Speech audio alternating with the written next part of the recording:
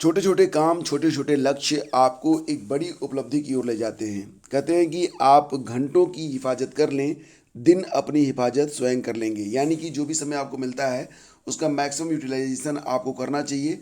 और अगर आप अपने छोटे छोटे समय को आधे घंटे, एक घंटे को भी सही तरीके से यूज कर रहे हैं तो आपका दिन अच्छा हो जाता है। और दिन अगर अच्छा होता रहता है तो धीरे धीरे महीना और साल भी आपका अच्छा ही बीतता है। तो आपको बड़ी चीज़ों पर नहीं, छोटी चीज़ों पर फोकस करना है। तो नमस्कार दोस्तों, स्वागत है आप सभी का स्टडी विद ज्ञान प्रकाश में। आज की तारीख है 23 नवंबर। देखिए फ्रेंड्स, कई सारी नई वैकेंसीज आने वाली हैं और यूपीपीएससी की ओर से आज एक नई भर्ती की घोषणा की गई है और इसके लिए आवेदन भी आज से ही स्टार्ट होने जा रहे हैं। हालांकि 28 को कई सारी परीक्षाएं हैं, 28 नवंबर को, तो उसके बारे में भी करेंगे चर्चा। फिलहाल शुरू करते हैं आज के दैनिक रोजगार समाचार को और सबसे पहले बात करेंगे असिस्टेंट प्रोफेसर भर्ती परीक्षा के प्रवेश पत्र जारी कर दिए गए हैं। इसे आप UPHESC2021.co.in पर जाकर डाउनलोड कर सकते हैं। आपको अपना ईमेल आईडी, पासवर्ड डालना है, लॉगिन करना है और अपने प्रवेश पत्र को आप डाउनलोड कर पाएंगे।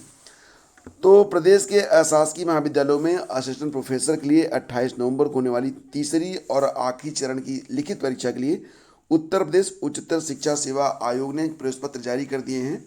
हालांकि इस बार भी गलत आईडी पर फीस जमा करने के कारण प्रवेश पत्र जारी न होने से सैकड़ों जो अभ्यर्थी हैं वो परीक्षा से वंचित हो जाएंगे। और अशासकीय महाविद्यालयों में कुल 47 विषयों में असिस्टेंट प्रोफेसर के कुल 2002 पदों पर भर्ती होनी है। इसके लिए 30 अक्टूबर को पहले चरण की परीक्षा और 13 नवंबर को दूसरे चरण की परीक्षा हो चुकी है। तीसरे चरण की परीक्षा 28 नवंबर को होने जा रही है। और यहाँ पर आपको बता दें तो पहली पाली में 6 विषयों संगीत, तबला, राजनीति विज्ञान, गृह विज्ञान, अंग्रेजी, प्राचीन इतिहास और अर्थशास्त्र, और दूसरी पाली में 7 विषयों शिक्षा शास्त्र, गणित, उर्दू, विधि, भौतिक विज्ञान, ड्राइंग और बायो केमिस्ट्री विषय की परीक्षा होने वाली है। तो इसके लिए जो एडमिट कार्ड है वो जारी कर दिए गए हैं। और एक बात और भी कि आपके पास कोविड का सर्टिफिकेट भी कंपलसरी है। कोविड का सर्टिफिकेट लेकर ही आप परीक्षा में शामिल हो पाएंगे।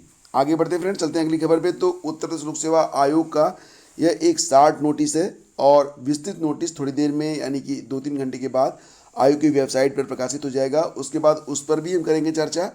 तो यहाँ पर ऑनलाइन आवेदन के लिए 23 नवंबर से आपकी जो प्रक्रिया है शुरू हो गई है और इसके लिए जो महत्वपूर्ण डेट्स हैं वो मैं आपको बताने वाला हूँ। तो देखिए यहाँ पर आप 20 दिसंबर तक अपना जो आवेदन है वो कर सकते हैं। मतलब बैंक शुल्क जो है वो आप 20 दिसंबर तक जमा कर पाएंगे और अगर आपने बैंक शुल्क 20 दिसंबर तक जमा कर दिया तब आप 23 दिसंबर तक अपना ऑनलाइन आवेदन सबमिट कर सकते हैं। रिक्तियों का विवरण किस प्रकार से है तो देख लीजिए कि उत्तर प्रदेश पशुपालन विभाग के अंतर्गत फार्म प्रबंधक, सहायक निदेशक फार्म, चारा विकास अधिकारी और कृषि अधिकारी के पद हैं। उत्तर प्रदेश खाद्य सुरक्षा और औषध विभाग के अंतर्गत राजकीय जन विश्लेषक प्रयोगशाला में माइक्रोबायोलॉजिस्ट के पद हैं। उत्तर प्रदेश आयुष विभाग के अंतर्गत चिकित्सा अधिकारी, सामुदायिक स्वास्थ्य, आयुर्वेदिक और यूनानी के पद हैं। उत्तर प्रदेश आयुष यूनानी विभाग के अंतर्गत इलाज विद तदबीर और उत्तर प्रदेश चिकित्सा शिक्षा यूनानी विभाग के अंतर्गत रीडर नफ्सियात के पद हैं। और एक पद उत्तर प्रदेश आयुष यूनानी विभाग के अंतर्गत किसका है, मुआलेजात का है। तो ये एक शार्ट नोटिस है जो कि जारी हुई है और जो लोग अपनी योग्यता रखते हैं वो लोग इन पदों पर आवेदन जाकर कर सकते हैं UPPSC.NIC.in पर। और देखिए फ्रेंड्स, चुनाव से पहले 700 नई बैंक शाखाएं उत्तर प्रदेश में स्थापित होने वाली हैं और इससे लगभग 23,000 लोगों को रोजगार मिलेगा। 700 नए ATM भी स्थापित होंगे। तो यूपी विधानसभा चुनाव से पहले प्रदेश में बैंकों की 700 नई शाखाएं और 700 नए ATM स्थापित होंगे।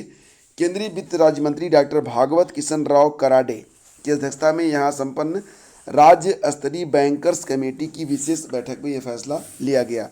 इससे 23,000 से अधिक को रोजगार प्राप्त हो सकेगा। महानिदेशक संस्थागत वित्त शिव सिंह यादव ने बताया है कि मुख्यमंत्री योगी आदित्यनाथ ने पिछले दिनों केंद्रीय वित्त मंत्री निर्मला सीतारमण के साथ वर्चुअल संवाद में प्रदेश में राष्ट्रीय मानक 1 लाख जनसंख्या पर 14 बैंक के अनुरूप बैंक शाखाएं व ATM स्थापित करने का आग्रह किया था। सोमवार को बड़ौदा भवन गोमती नगर में केंद्रीय वित्त राज्य मंत्री डॉक्टर भागवत किशन राव कराडे की अध्यक्षता में राज्य स्तरीय बैंकर्स एसोसिएशन समिति की बैठक हुई और इनमें सभी सार्वजनिक व निजी बैंकों के अधिकारी शामिल हुए थे। और मंत्री ने इसी बैठक में राज्य सरकार के प्रस्ताव पर 700 नई बैंक शाखाएं और इतने ही नए एटीएम 31 मार्च तक स्थापित करने संबंधी प्रस्ताव को मंजूरी दे दी है। उन्होंने बताया कि बैंकों ने दिसंबर तक इन बैंक शाखाओं की स्थापना का आश्वासन दिया है। तो देखिए फ्रेंड्स, यहाँ पर कई सारे रोजगार के अवसर मिलेंगे। महानिदेशक संस्थागत वित्त ने यह बताया है कि एक बैंक शाखा के करीब 15 प्रत्यक्ष रोजगार पैदा होते हैं और करीब इतने ही बैंक में नियुक्त किए जाते हैं। इस प्रकार एक शाखा करीब 30 लोगों को रोजगार देती है। 700 नई शाखाएं मतलब 21,000 लोगों को रोजगार मिलेगा। वहीं एक एटीएम पर 3 गार्ड के हिसाब से 8-8 घंटे का चक्र होता है ना, तो कुल मिला के 21 लोगों को रोजगार मिल पाएगा। तो ये देखो, बहुत सारे लोग ऐसे हैं जिनके पास अब फिलहाल कोई जॉब नहीं है, उनके लिए थोड़े ऑप्शन अवेलेबल ज़रूर हो जाते हैं। और इस प्रकार से अगर शाखाएँ खुलती हैं तो डेफिनेटली बहुत सारे अभ्यर्थी होंगे जिनके सपने भी पूरा हो सकते हैं। मतलब जो अस्थाई स्टाफ होता है, अस्थाई स्टाफ होता है, और बैंक मित्र बनने के लिए तो आपके पास बस ज़्यादा कुछ एक्स्ट्रा नहीं चाहिए होता है, बस एक कमरा चाहिए और कुछ सिस्टम वगैरह चाहिए होते हैं, आपको मंजूरी मिल जाती है। और उसमें भी मेरे जान पहचान में कई बैंक मित्र हैं जो महीने में 30,000 से लेकर 50,000 रुपये तक कमा रहे हैं और उन्होंने स्टाफ भी रखा हुआ है और उनको भी वो सैलरी देते हैं। तो काफ़ी अच्छा काम होता है ये। अगर कोई बिल्कुल जो है खाली है तो वो ये काम कर सकता है। और देखिए फ्रेंड्स, यहाँ पर एक गुड न्यूज़ है। सरकारी कर्मचारियों की रिटायरमेंट की उम्र और पेंशन राशि को बढ़ाने पर सरकार विचार कर रही है। तो केंद्र सरकार कर्मचारियों को जल्दी खुशखबरी दे सकती है। कर्मचारियों के रिटायरमेंट की उम्र और पेंशन की राशि बढ़ाने पर सरकार विचार कर रही है। प्रधानमंत्री की आर्थिक सलाहकार समिति की तरफ से ये प्रस्ताव यूनिवर्सल पेंशन सिस्टम भेजा गया है और इसमें देश में लोगों से काम करने की उम्र सीमा बढ़ाई जाने की बात कही गई है। साथ ही पीएम की आर्थिक सलाहकार समिति ने यह भी कहा है कि प्रदेश में रिटायरमेंट की उम्र बढ़ाने के साथ यूनिवर्सल पेंशन सिस्टम भी स्टार्ट होना चाहिए। दरोगा भर्ती गोपनीय लिपिक और लेखा संवर्ग 2020 4 और 5 दिसंबर को होगी ऑनलाइन परीक्षा।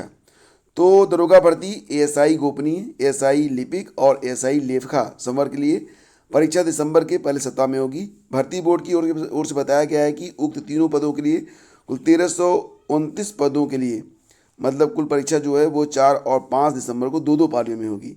हर पाली 2.5 घंटे की होगी और कहा जा रहा है कि पहले सुबह 9:30 से 12 तक, फिर दोपहर 2:30 बजे से 5 बजे तक ऑनलाइन परीक्षा आयोजित कराई जाएगी। इसके लिए 13 जिलों में परीक्षा केंद्र बनाए गए हैं। भर्ती बोर्ड की ओर से बताया गया है कि बिना आधार कार्ड के परीक्षा केंद्रों में प्रवेश नहीं दिया जाएगा। आधार कार्ड की छायाप्रति भी अभ्यर्थी को परीक्षा केंद्र पर लेकर आनी होगी, जिसे जमा कर लिया जाएगा। और देखिए फ्रेंड्स, कल है 24 नवंबर और ये आप देख रहे हैं उत्तर प्रदेश बेसिक शिक्षा परिषद द्वारा संचालित परिषदीय मान्यता प्राप्त विद्यालयों के लिए अवकाश तालिका वर्ष 2021। तो यहाँ पर अगर आप नीचे जाएंगे तो कल 24 नवंबर है और 24 नवंबर को कल छुट्टी होने वाली है और कल बुधवार है। तो यहाँ पर आप देख सकते हैं गुरु तेग बहादुर शहीद दिवस के अवसर पर कल स्कूलों में छुट्टी रहेगी। और इसके बाद जो लास्ट छुट्टी होगी वो कब होगी? 25 दिसंबर को होगी। ठीक है, तो ये छुट्टी की लिस्ट है जो कि आपके सामने है। और कल जो परिषदीय विद्यालय हैं वो सब बंद रहेंगे, उनमें अवकाश रहेगा। और देखिए फ्रेंड्स, अगर आप यूपीटीटी की परीक्षा में शामिल हो रहे हैं तो आपके लिए जो कई सारे प्रश्न हैं, जैसे कि कल पर्यावरण पर 151 प्रश्नों का सेट अपलोड किया गया है, उसको देखकर ही आप जाइएगा परीक्षा देने, क्योंकि आपको बहुत सारे प्रश्न वहीं से मिल जाएंगे। आज हिंदी के 101 प्रश्न अपलोड किए जाएंगे। तो धीरे धीरे आपको एक एक वीडियो अपलोड मतलब करके दिया जाएगा और ये वीडियोस बिल्कुल टू दी पॉइंट रहेंगे। एग्जाम के लिए महत्वपूर्ण प्रश्नों का इसमें संग्रह रहेगा, तो वीडियो को देखना बिल्कुल भी मत भूलिएगा। तो ये सेशन यहीं पे समाप्त करते हैं। वीडियो अगर आपको पसंद आता है तब आप इसे लाइक और शेयर कर दिया करें। दोस्तों, अपना ख्याल रखें, अपने समय का ख्याल रखें, मैक्सिमम टाइम यूटिलाइज करें अपने स्टडी में और बिल्कुल अपने आप को मोटिवेट रखें। जो काम आपका समय खा जाते हैं उन कामों से परहेज कर लें। खासतौर से ऐसे लोग जो बिल्कुल नेगेटिव हैं, क्योंकि नेगेटिव लोग तो वैसे ही नेगेटिव रहते हैं और जीवन भर वो बस कंप्लेन ही कंप्लेन करते रहते हैं। याद रखिएगा, आप किसी तीसरी दुनिया में नहीं जाने वाले हैं। इसी दुनिया में रहकर आपको अपने लक्ष्य साधने हैं। इन्हीं व्यस्तताओं के बीच आपको अपना सब कुछ पूरा करना है और आपकी ज़िंदगी है, इसे भी आपको ही बदलना है। कोई दूसरा आपको मतलब कोई ऐसा दिन नहीं आएगा जब कोई आके कहेगा कि हाँ भैया अपने नाम के नीचे आईपीएस लिख लो, मैं आपको आईपीएस अवार्ड कर देता हूँ। ऐसा कुछ नहीं होने वाला है। जो करना है आपको करना है। तो थैंक यू सो मच, आपने वीडियो पूरा देखा। अब इसे लाइक और शेयर कर दीजिएगा। बहुत बहुत धन्यवाद।